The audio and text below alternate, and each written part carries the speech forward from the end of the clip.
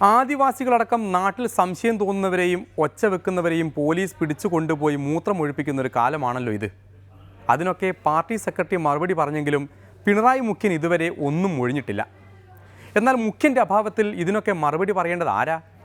അല്ലെങ്കിൽ ഇതിനൊക്കെ ധൈര്യമുള്ളത് ആർക്കാ? ബാലേട്ടന്. അതുകൊണ്ട് ബാലേട്ടാ, കഴിഞ്ഞ ദിവസം പാലക്കാട്ടെ ഈ ഗദ്ദിക പ്രവർത്തകരായ 4 പേരെ പോലീസ് പിടിച്ചുകൊണ്ടുപോയിരുന്നല്ലോ. എന്തായിരുന്നു അവർക്കെതിരെയുള്ള കുറ്റം?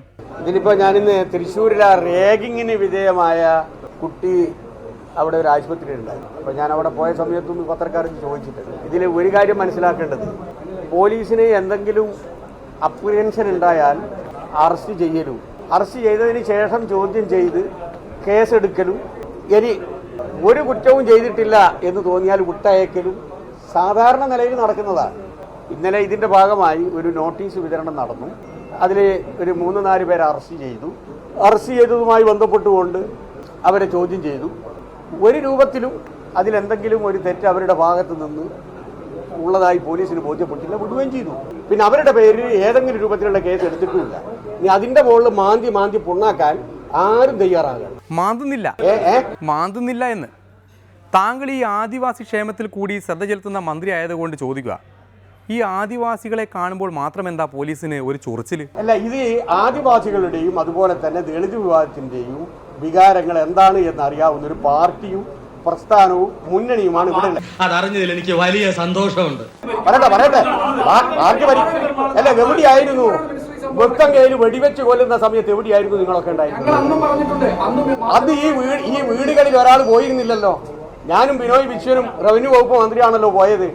എന്നതിന് ശേഷം അവർക്ക് ജോലി കൊടുത്തത് ഞങ്ങളാണല്ലോ. കാശ് സാമ്പത്തിക സഹായം ഞങ്ങളാണല്ലോ ഈ കൊടുത്തത്. ആ സമയം അനാവശ്യമായി ഒരൊറ്റ ആദിവാസിയെയോ ഒരു ദളിത് വിഭാഗത്തെയോ പോലീസിന്റെ ഭാഗത്തു നിന്നോ ഗുണ്ടകളുടെ ഭാഗത്തു നിന്നോ എന്തെങ്കിലും ഉണ്ടായാൽ ശക്തമായ നിലപാട് എടുക്കുമെന്ന് മാത്രമല്ല, അവരുടെ കൂടെയായിരിക്കും ഗവൺമെന്റ്. ആ ഗവൺമെന്റിന്റെ ഒരു പ്രതിനിധി എന്നുള്ള നിലയിലാണ് ഞാൻ ഈ പറയുന്നത്.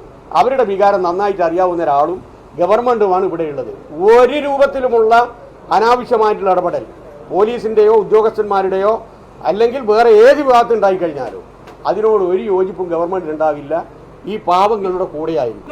നിങ്ങൾ അങ്ങനെ ഇപ്പൊ ഒരു വികാരപരമായിട്ട് തുള്ളണ്ടെന്ന് ഞാൻ പറയേണ്ടത് ഗവൺമെന്റിന് പറഞ്ഞില്ലേ? ആ വിഭാഗത്തിനെതിരായിട്ടുള്ള എന്തെങ്കിലും ആക്ഷേപം ഉണ്ടായാൽ എന്റെ അടുക്ക തന്നു കഴിഞ്ഞാൽ ജെന്യൂൻ ആണെങ്കിൽ നടപടി എടുത്തിരിക്കും. കാര്യമായിട്ടാണ് പറഞ്ഞത്? തമാശക്കാണ്? കാര്യമായിട്ട് തന്നെയാ പറഞ്ഞത്. എന്നാ കൊള്ളാം. ഒരുപാട് തമാശ എനിക്ക് ഇഷ്ടമല്ല, പറഞ്ഞേക്കാം. അത്രയേ ഉള്ളൂ. മന്ത്രിസ്ഥാനത്തിരുന്ന് എന്തെങ്കിലുമൊക്കെ വിളിച്ചു പറഞ്ഞാൽ അത് നടപ്പിലാക്കാനുള്ള ആർജവം കൂടി കാണിക്കണേ. ആദിവാസികളൊക്കെ ഞങ്ങളെ ആളാ, അല്ലെങ്കിൽ സർക്കാർ മൊത്തം ആദിവാസികളുടെ കൂടെയെന്ന് വെറുതെ പറഞ്ഞിട്ടൊന്നും കാര്യമില്ല. ആദിവാസികളും പുരോഗമിച്ചു പോയി. നെല്ലേതാ പതിരേതാ എന്നൊക്കെ അവർ തിരിച്ചറിഞ്ഞു തുടങ്ങി എന്ന് വെറുതെ ഓർമ്മിപ്പിച്ചുകൊണ്ട് പ്രധാന തല്ലിക്കെട്ടുകൾ ഒരിക്കൽ കൂടി നോക്കാം. പുതിയ വിഭവങ്ങളുമായി സുധാകർജി വീണ്ടും എത്തി. നമ്മുടെ ജഗത് കള്ളപ്രമാണം അടിക്കുന്ന ഒരു വർക്ക്ഷോപ്പൊക്കെയാണ് സിനിമയുടെ പേര് പറഞ്ഞത്. അല്ല, ഞാനത് സിനിമയുടെ പേര് പറഞ്ഞുപോയി. ഇന്ത്യയിലെ വിദഗ്ധരായ ആധാരം എഴുത്തുകാർ പോലും ഈ പണി ഞാൻ ഒരു ദിവസം എടുക്കും. ഇതേ വീര്യമുള്ള ചെതലുകളാണ്, എനിക്ക് മണിക്കൂറുകൾ മതി. കള്ളന്മാരെല്ലാം വലിയ ഭക്തന്മാരായിരിക്കുമെന്ന് കണ്ടെത്തൽ. വലിയ അഴിമതി കാണിക്കുന്നവർ മിക്കവാറും എല്ലാവരും ഭയങ്കര ഈശ്വരഭക്തരാണ്. ഏറ്റവും കൂടുതൽ കുഴപ്പത്തിൽപ്പെടുന്ന ദേവസ്വം ബോർഡ് മെമ്പർമാർ. കാരണം രാവിലെ മുതൽ ഞങ്ങൾ പൂജയാണ്. ക്ഷേത്രത്തിലെ നിത്യപൂജ അടക്കമുള്ള കാര്യങ്ങളിൽ ഇടപെട്ടത് ശരിയായില്ല. സൗന്ദര്യമില്ലാത്തത് കൊണ്ട് തന്നെ ആരും പേടിക്കേണ്ടതില്ലെന്നും മഹാകവി.